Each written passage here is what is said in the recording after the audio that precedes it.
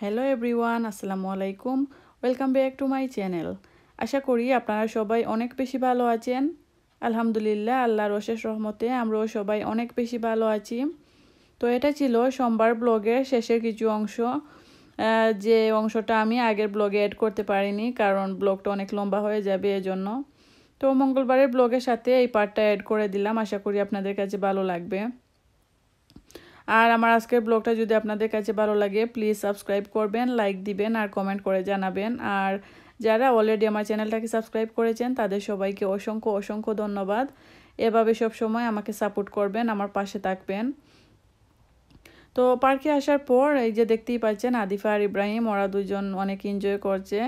আর এই যে আমার মেয়েটা হচ্ছে পার্কে এসে ও গাড়ি চালাচ্ছে, ড্রাইভার হয়ে গেছে, অনেক সুন্দর করে হর্নও দিচ্ছে। ও অনেক অসুস্থ, স্কুলেও যায়নি। পার্কে আসার পর ও মনে হচ্ছে যে সুস্থ হয়ে গেছে, ও যে অসুস্থ সেটা বোঝাই যাচ্ছে না। আর হচ্ছে বাচ্চারা পার্কে আসতে পারলে ওরা অনেক খুশি হয়, অনেক এনজয় করে তারা। স্কুল থেকে আসার পর আসলে ওরা গড়ে থাকতে চায় না, বাইরে বের হতে চায়, বাইরে বেরিয়ে খেলতে চায়। আর এই পার্কটা হচ্ছে অনেক বড়, অনেক ধরনের খেলার জিনিস আছে এই পার্কটাতে বাচ্চাদের জন্য। আর বড়দের জন্য অনেক এক্সারসাইজের মেশিনও রাখা আছে, যেটা তো আগেই দেখেছেন আমার ভিডিওতে।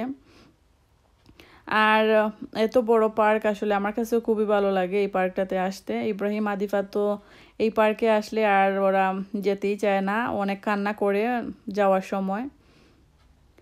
তো এই যে আমরা এখন সমুদ্র দেখতে এসেছি, সন্ধ্যা হয়ে যাচ্ছে আর বাইরে হচ্ছে অনেক ঠান্ডাও ছিল, সমুদ্রের মাঝে অনেক ঢেউ ছিল।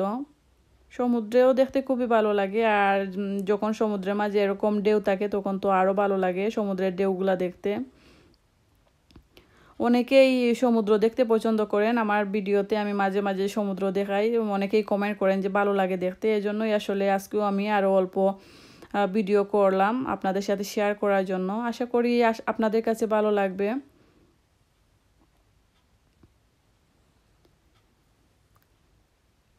সমুদ্র দেখার পর হচ্ছে আমরা একটু টেস্কোতে যাব, টেস্কোতে অল্প কিছু শপিং আছে। আর ইব্রাহিম আদিফা গাড়িতে বসে কান্না করছে আইসক্রিম খাওয়ার জন্য, এজন্য আর বেশি সময় থাকতে পারবো না, আমরা টেস্কোতে চলে যাব।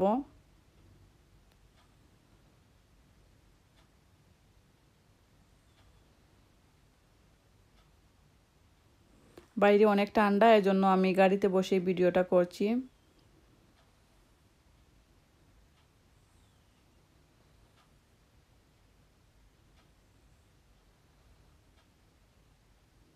তো সমুদ্র দেখার পর আমরা টেস্কোতে গিয়েছিলাম, টেস্কো থেকে অল্প কিছু শপিং করেছি আর হচ্ছে বাইরে থেকে কিছু খাবারও নিয়েছি। এখন আমরা ঘরে চলে যাচ্ছি। আর রাতের ভিউটা খুবই ভালো লাগে দেখতে, বিভিন্ন রকমের লাইটের কালার। এখন আমরা ঘরে চলে এসেছি আর হচ্ছে যে বাইরে থেকে চিকেন ডোনার কাবাব নিয়ে এসেছি। এই চিকেন ডোনার কাবাবটা আমার কাছে খুবই ভালো লাগে, কিন্তু এটা আসলে সব সময় খাওয়া ঠিক না। এর মাঝে যে ডোনার কাবাবটা, এর মাঝে অনেক ফ্যাট থাকে। আর এই যে টেস্কো থেকে কিছু শপিং নিয়ে এসেছি, আগেই বলেছিলাম ইব্রাহিম আর আদিফা অনেক কান্না করছে আইসক্রিম খাওয়ার জন্য। তো টেস্কোতে আসলে আইসক্রিম আনার জন্যই গিয়েছিলাম। এই যে কিছু আইসক্রিম এনেছি, আর এটা হচ্ছে আদিফা নিয়েছে ইয়োগর্ট, আর এটা হচ্ছে আরেকটা ভ্যানিলা ফ্লেভারের আইসক্রিম। একটা বিনসও এনেছি। এরপর এই যে শ্যাম্পু, এই শ্যাম্পুগুলো হচ্ছে অফারে ছিল, আর আমি সবসময় এই ট্রেসিমি শ্যাম্পুটা ইউজ করি, অফারে দেখে আজকে আবার নিয়ে আসলাম। এটা হচ্ছে ড্রাই আর হচ্ছে ড্যামেজ হেয়ারের জন্য খুবই ভালো, আমার কাছে তো খুবই ভালো লাগে। আর এই যে একটা হ্যান্ড ওয়াশও নিয়ে এসেছি।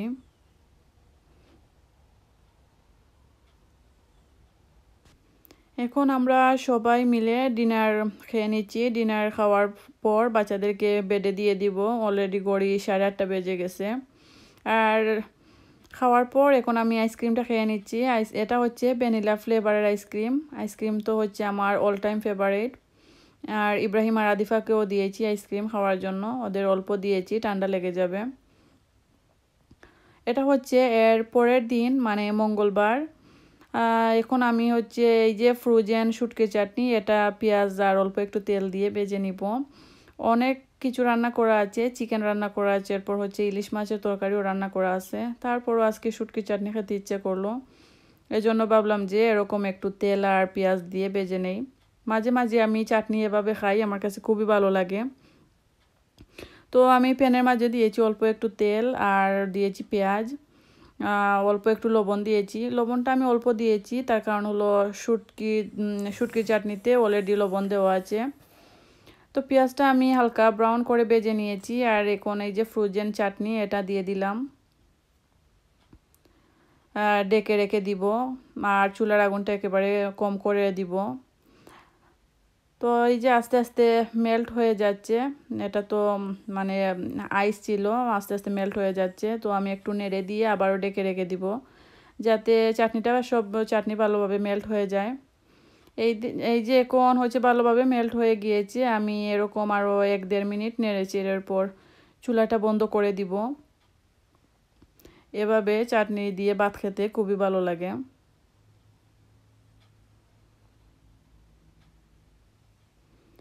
তো এটা হচ্ছে লাঞ্চ খাওয়ার পর আদিফা তো কিছুই খাচ্ছে না, ও অনেক অসুস্থ। তো এখন কেক নিয়ে এসেছে, কেকও আসলে ভালোভাবে খায় না, উপরে যে ক্রিম শুধু ক্রিমটাই খায়, আর হচ্ছে বাকি কেকটা ফেলে দেয়।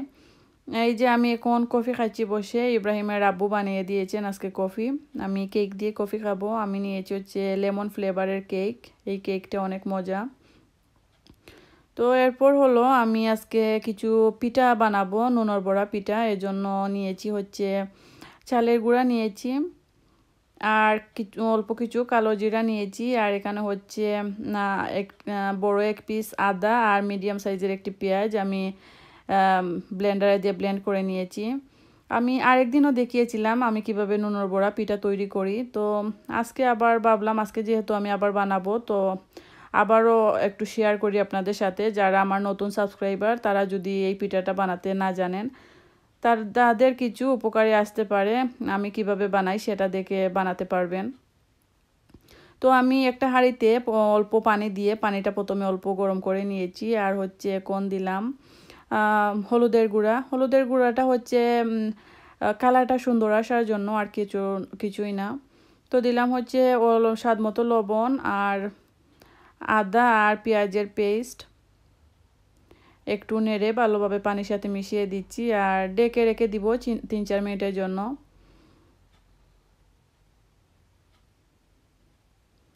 3-4 মিনিট ভালোভাবে জাল দিয়ে নিয়েছি, এখন ঢাকনাটা সরিয়ে দিলাম, চালের গুঁড়াটা দিয়ে দিব।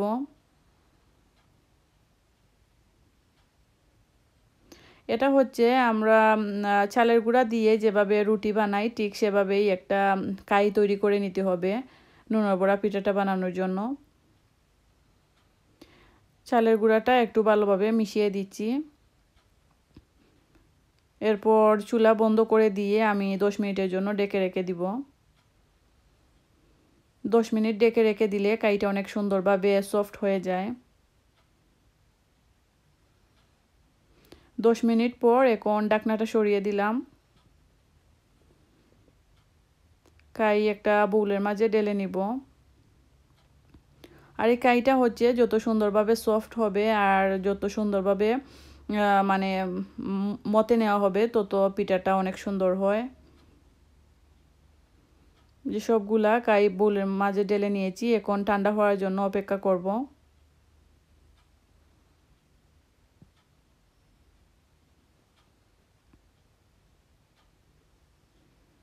তো কাইটা এখন মোটামুটি ঠান্ডা হয়ে গিয়েছে, হাত দিয়ে ধরা যায় এমন অবস্থায় আসলে তখন হচ্ছে ভালোভাবে হাত দিয়ে মতে নিতে হবে।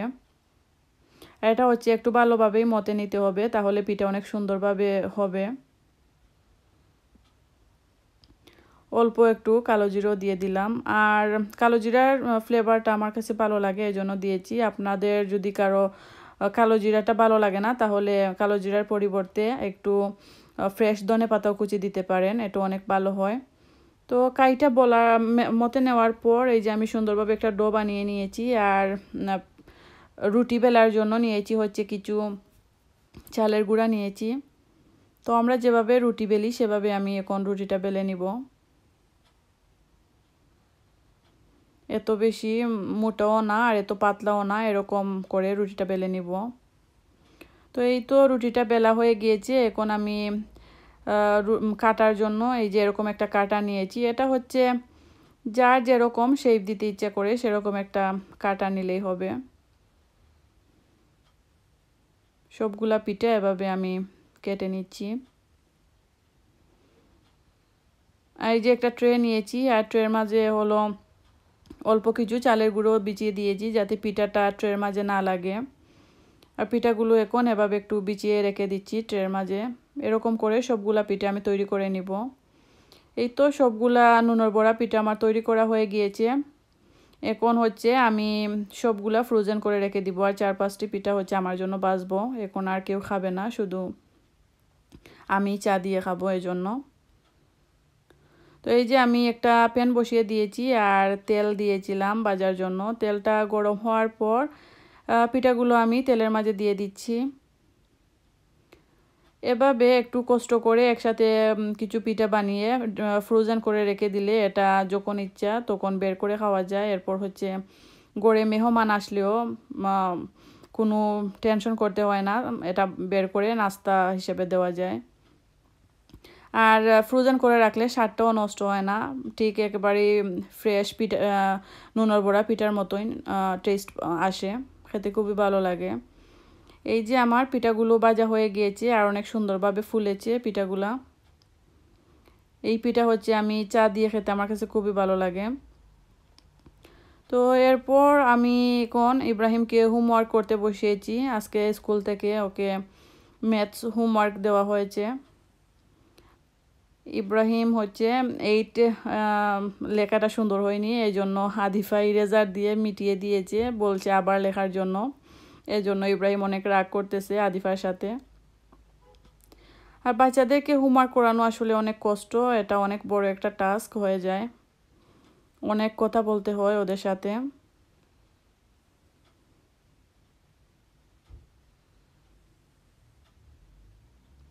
হোমওয়ার্ক করানোর পর এই যে স্কুল থেকে ওকে স্টোরি বুক দেওয়া হয়েছে। এভরিডে ইব্রাহিমকে স্কুল থেকে স্টোরি বুক দেওয়া হয় পড়ার জন্য। তো বাসায় হচ্ছে ও যদি পারে না আমাকে একটু হেল্প করতে হয় ওকে পড়ার জন্য।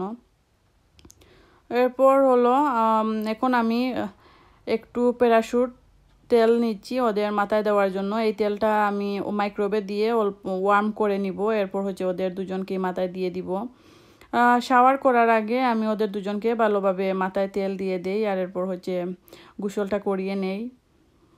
ওদের মাথায় তেল দিলে আসলে ওরা এটা অনেক বেশি পছন্দ করে। আমার মেয়ে তো তেল দেখলেই, আমি যখন আমার জন্য তেল নেই ও কিন্তু তখন দৌড়ে আসে আর আমাকে বলে ওর মাথায়ও দেওয়ার জন্য।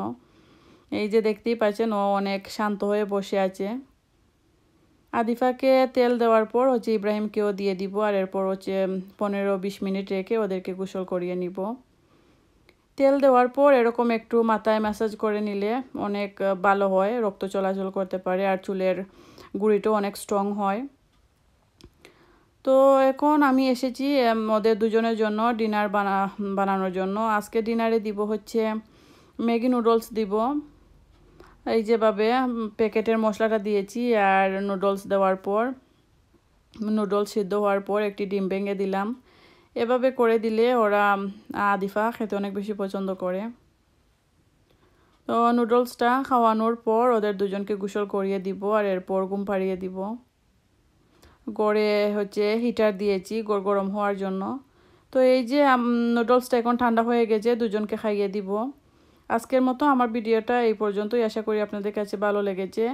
ভিডিওটি দেখার জন্য অসংখ্য ধন্যবাদ। সবাই ভালো থাকবেন। আল্লাহ হাফেজ।